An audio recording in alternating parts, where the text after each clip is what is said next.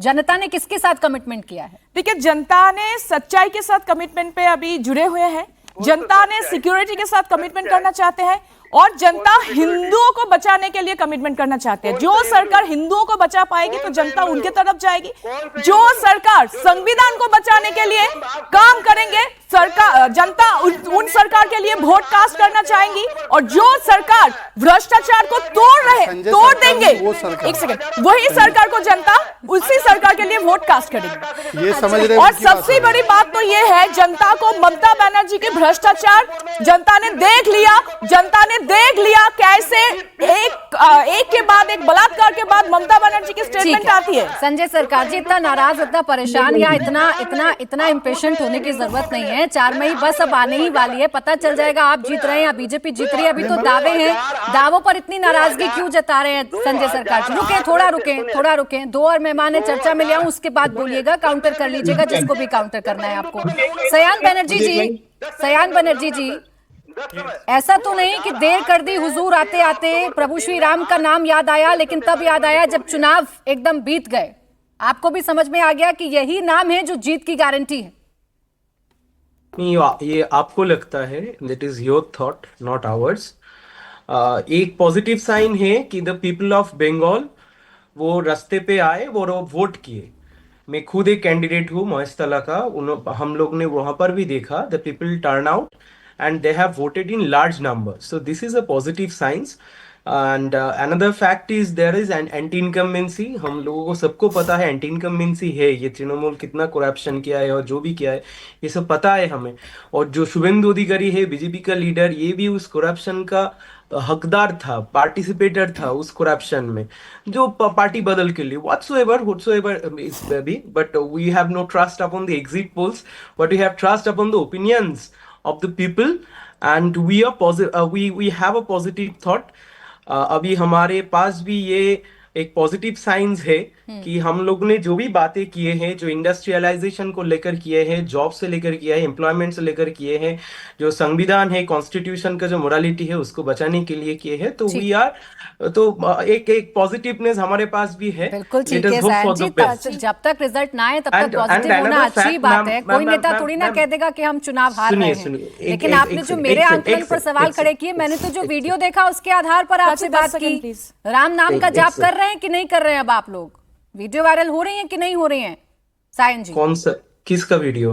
भाई सीपीआईएम वालों की वायरल हो रही है, राम नाम का जाप चल रहा है, भजन हो रहा है। हाँ, तो मैं खुद एक सीपीएम का सपोर्टर हूँ, मैं खुद दुर्गा पूजा में पार्टिसिपेट करता हूँ, काली पूजा में पार्टिसिपेट करता हूँ, इसमें क्या है? So it doesn't make any sense, but only one point, from 2018 panchayat election, 2019 general election, 2021 assembly election, 2021 municipality election, 2023 panchayat election, 2024 general election, in 6 election बीत गए।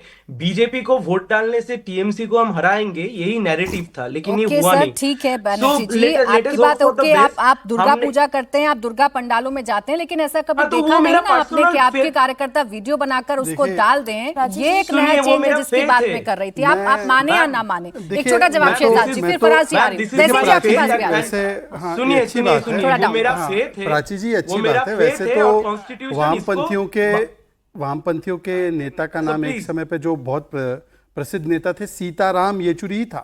हाँ, ये बात अलग है कि वो सीता और राम दोनों से अलग थे, अब राम के पास आ रहे हैं तो अच्छी बात है। परंतु तहसीन से मैं 2 सवाल पूछना। तहसीन ने बोला कि हम बड़े संस्कारी रिलेशनशिप में विश्वास रखते हैं, तो केरलम में ये कौन से संस्कार थे कि भाई वहां पे लेफ्ट को आपने लात मार के भगा दिया और बंगाल में हाथ पकड़े बैठे उनके?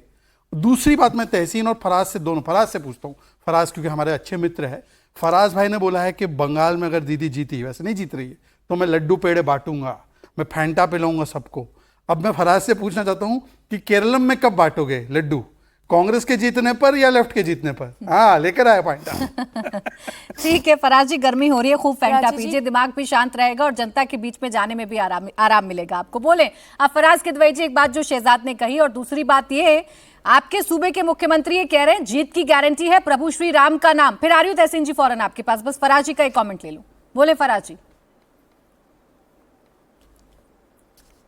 हाँ प्राची जी, देखिए शहजाद हमारे बड़े अच्छे मित्र हैं, हमारे भाई हैं। इनकी एक आदत ये है कि ये सवाल बहुत पूछते हैं, अच्छा, तो आज पहली बार मैं इनसे एक सवाल पूछ लेता हूं। ये लोग मर्यादा पुरुषोत्तम भगवान राम की बात करते हैं, उनके आदर्शों पर चलने की बात करते हैं।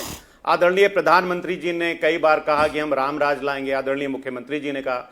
शहजाद भाई गोस्वामी तुलसीदास जी ने जो राम राज का जो कॉन्सेप्ट है, जो तसव्वुर है, वो रामचरितमानस के किस कांड में दिया है और वो चौपाई क्या है? जरा आज आप इस देश की जनता को बताइए। भारतीय जनता पार्टी के तो धन्य हो गया, मैं राम राज का जो तसव्वुर दिया है, मैं बताऊंगा। जो विचार, नहीं आप सुनिए, बीच में नहीं, बीच में नहीं, बीच में नहीं, बोल दो। जो किस चौपाई में दिया है और किस कांड में दिया है, अब आप बताएंगे। सवाल मत पूछो, आपके ऊपर आरोप है। बता रहे ना, मैं जवाब दूं? आप बोले। बहुत अच्छी बात है प्राची जी। मैं तो गंगा नहा लिया। हाँ दीजिए। मैं गंगा नहा लिया।